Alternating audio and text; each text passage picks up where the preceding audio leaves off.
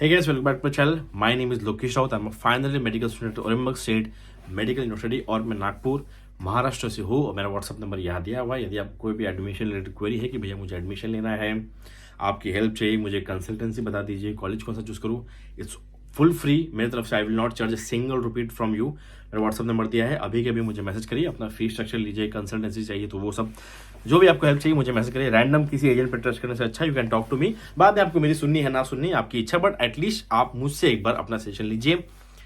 जिन बच्चों ने नहीं लिया है लास्ट टाइम उन्होंने रिग्रेट किया है in many cases like English, Chechen, Bashkir, तो ये सब केसेस। तो यदि मैं कुछ सजेशन देता हूँ तो उसको प्लीज़ ध्यान से सुनिए और एक बार ज़रूर मुझसे बात करिए।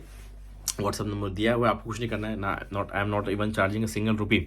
तो जब तक फ्री है तब तक बात करो। सो लास्ट वीडियो में डाल north Caucasian state medical academy, ये जो वीडियो है this is the 6th video of my MBBS Russia series. अगर आपने इस चैनल को अब तक सब्सक्राइब नहीं करा है तो प्लीज सब्सक्राइब करिए।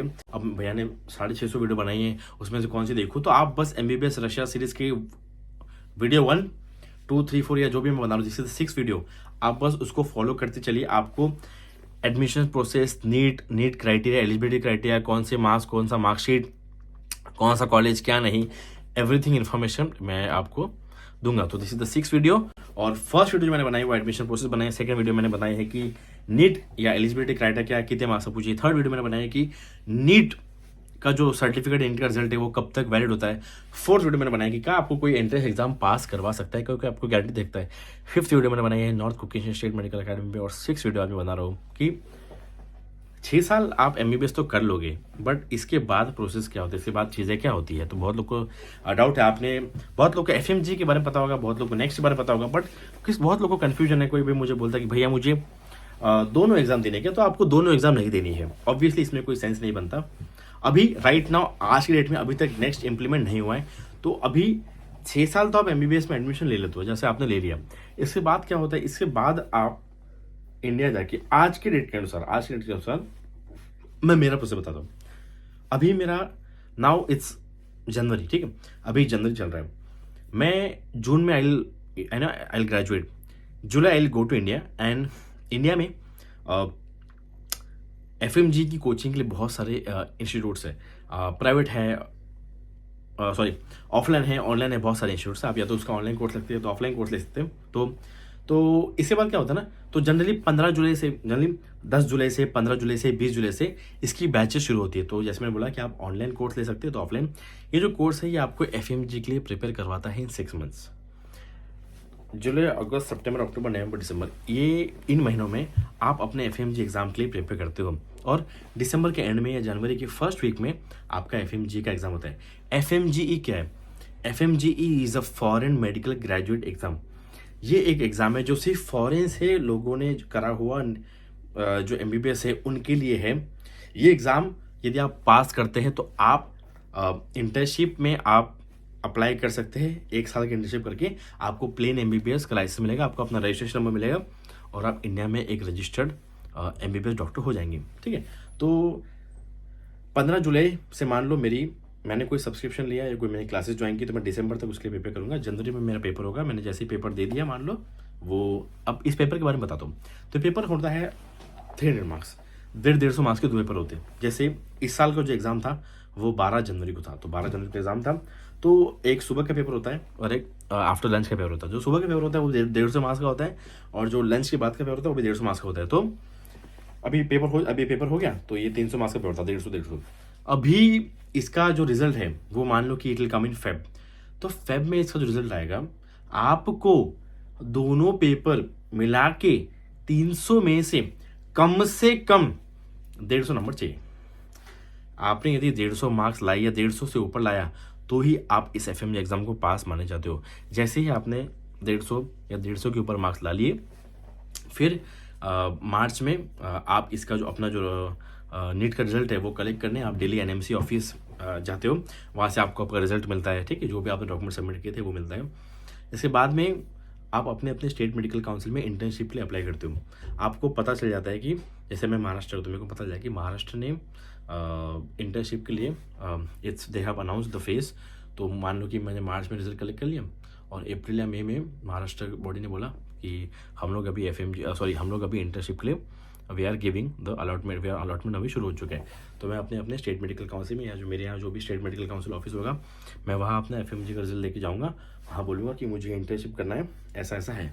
तो फिर वो मुझे अपने अपने वो हो सकता है कि नंबर के हिसाब से या प्रायोरिटी के हिसाब से they will give me the hospitals in Maharashtra where they are giving me an option to complete my compulsory rotating medical internship. 1 साल का जो होता है आपको 365 दिन करना पड़ता है।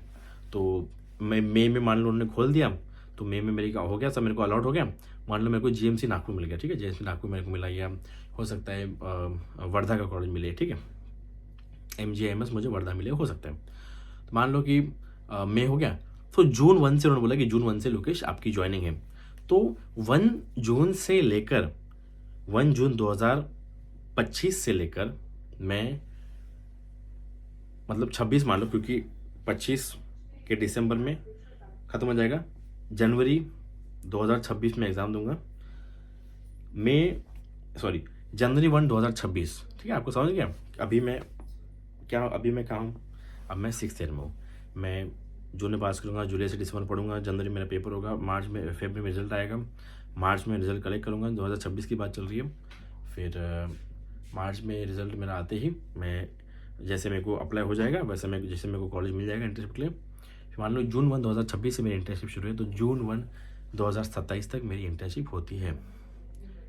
1 साल कंप्लीट 365 दिन मेरे को इंटर्नशिप करना पड़ेगा।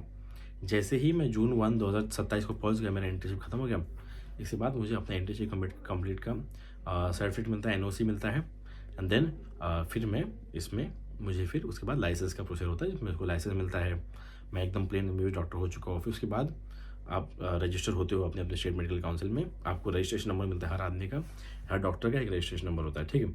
और उसके बाद मान लो जून 2027 मैंने ख़त्म किया, फिर मान लो कि जुलाई अगस्त में कहीं वैकेंसी निकलती है, जैसे GMC नागपुर में वैकेंसी निकलती है कि हमारे पास 7 JR की सीट्स अवेलेबल है। फिर मुझे पता चलता है कि वहाँ पे JR की सीट्स अवेलेबल है, फिर मैं वहाँ के लिए अप्लाई करता हूँ, मैं फॉर्म भरता हूँ, फिर मेरा इंटरव्यू होता है, वो मुझे कुछ क्वेश्चन पूछते हैं, जिन मुझे एक जूनियर रेसिडेंट की जॉब मिलती है गवर्नमेंट। आपने जिस मोमेंट पे FMG एग्ज़ाम पास कर लिया, उस मोमेंट से you are as equal to an Indian medical graduate.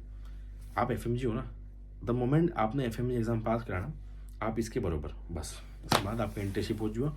But जिस दिन आपने एग्ज़ाम पास कर लिया, मान लो कि उस दिन आप डॉक्टर बन चुके हो इंडिया में, ठीक है, तो ऐसा होता है। फिर मैं JR शिप के लिए अप्लाई करता हूँ, फिर मुझे जॉब मिलती है। हो सकता है मेरा 85,000 90,000 सैलरी हो, या तो हो सकता है कि फिर मैं किसी प्राइवेट हॉस्पिटल में काम करूँ।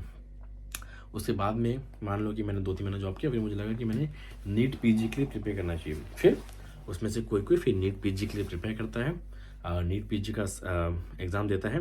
नीट PG का एग्ज़ाम देने के बाद नीट PG का रिजल्ट आता है, उसकी काउंसलिंग होती है, उसके हिसाब से आपको MD radio, MD derma, MD cardio, जो भी है ब्रांच से वो आपको मिलती है, उस हिसाब से फिर आप PG करते हो, ये आगे प्रोसेस है। सो ये है FMGE का प्रोसेस, 6 साल आपके पास करने के बाद में। बट अभी जैसे NMC ने बोला कि हम लोग नेक्स्ट एग्ज़ाम लाएंगे, तो नेक्स्ट एग्ज़ाम क्या होगा, सब कुछ सेम होगा, बट नेक्स्ट एक कॉमन एग्ज़ाम होगी जिसके बेसिस पे आपको इंटर्नशिप के लिए भी चांस मिलेगा और नीट PG की भी काउंसलिंग होगी। तो अभी क्या होता था, हम लोग FMG देते थे, उसके बाद नीट PG अलग देते थे, ठीक है हम लोग।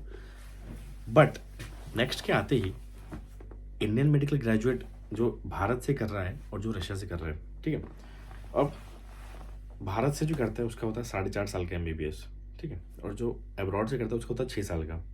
यहाँ 1.5 साल में ज़्यादा लगता है, ये एक इसका ख़राब पॉइंट है। मान लो कि अब नहीं हमारा इंडिया में नहीं हो पाया, तो हमको ये चीज़ झेलनी पड़ती है। अब ये भाई यहाँ पे, ये भाई यहाँ पे, Indian medical graduate, foreign medical graduate, 4.5 साल हो गया इसका 6 साल हो गया। अब ये पहला पड़ाव है नेक्स्ट 1 का, ये नेक्स्ट 1 देता है, ये पास होता है, ये नेक्स्ट 1 देता है, ये पास होता है।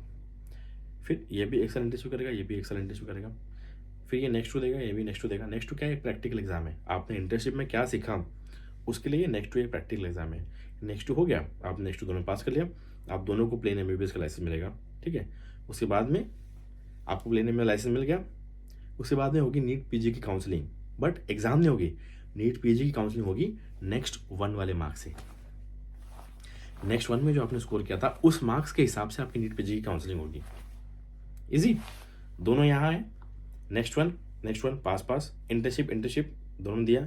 इस इंटर्नशिप में क्या सीखा वो प्रैक्टिकल एग्जाम नेक्स्ट 2, ठीक है। नेक्स्ट 2 की बात होगी पीजी काउंसलिंग, लेकिन पीजी काउंसलिंग का एग्जाम नहीं होगा, पीजी काउंसलिंग होगी नेक्स्ट 1 के मार्क्स के हिसाब से। तो ये होगा बस। और देखो एनएमसी बहुत दिनों से बोल रही है हम लोग करेंगे नहीं करेंगे, बट ये चलता रहता है। बट जो बच्चे इस साल जा रहे हैं, आप हमेशा अपने दिमाग में नेक्स्ट एग्जाम को लेके ही चलिए। मेरे नॉलेज के हिसाब से 2028 में नेक्स्ट का पहला पेपर हो जाएगा। 2028 से आई गेस कि नेक्स्ट अप्लाई हो जाएगा। मेरे नॉलेज के 27-28 में उसका पहला पेपर हो जाना चाहिए। तो बाकी ये है, तो मैंने एक्सप्लेन कर दिया प्रोसेस कि 6 साल बाद होता क्या है। बहुत लोगों को पता हो जाए 6 साल चले, लेकिन 6 साल की बाद क्या होता है ये किसी को पता नहीं होता। तो ये मैंने बता दिया है। So this for my 6th video, and please subscribe to the channel. और आगे और बेहतरीन वीडियो आएगी। आगे मैं बहुत सारे कॉलेज के बारे में वीडियो बनाने वाला हूँ, तो प्लीज़ सब्सक्राइब करिए और चैनल देख करिए।